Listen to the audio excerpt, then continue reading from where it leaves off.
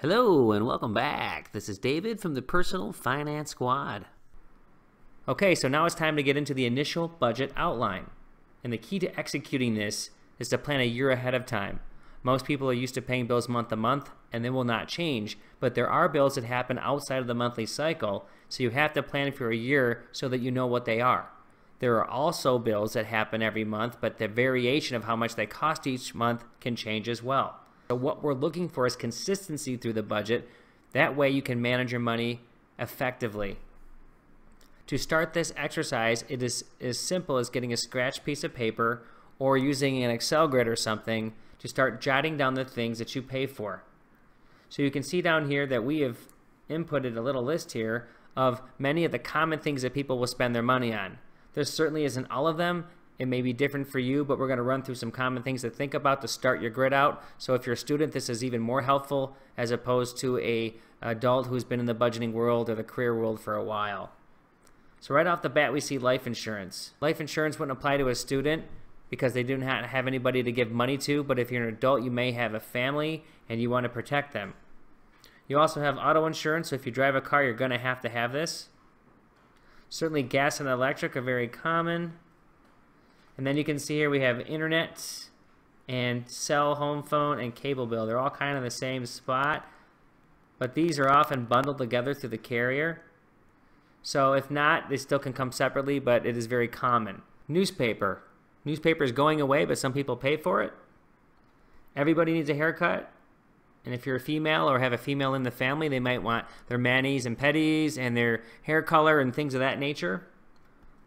We see childcare is pretty common, so if you have small children and to have two parents working, often you're going to see that occur. Certainly kids programs, that could be going to tumbling class, it could be gymnastics, it could be soccer, it could be anything. Little League Baseball. Bowling league, this is more meant to say this is a leisure activity for an adult, even though a child could do that.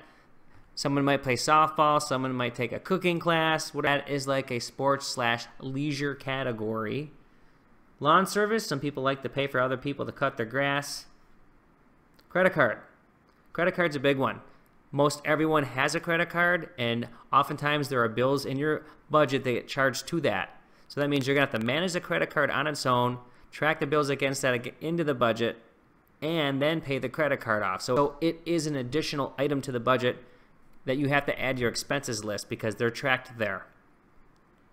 Taxes and insurance, this might be for someone who has a home and pays for these two things outside of their mortgage. It would be paying out of escrow is what it's called. Prescriptions, doctor, medical, these kind of go hand in hand.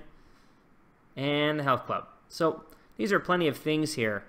And again, this is a good starter for you. You're going to have to go and look at 3 to 6 months of your history, if not longer, because you are going to plan a year ahead of time. So if you have a bill that occurs annually or biannually,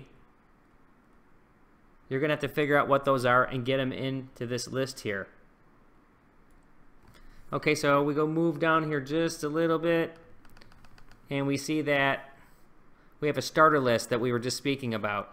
For example, this is what's going to come out of Jasper's budget that we'll see, and he has rent, student loan, childcare, and auto insurance, right? So let's kind of put things here in order the way you see them. We'll build out some of these pieces of information here, but what you really want to focus on at this point is the bill, the amount, and when it's due.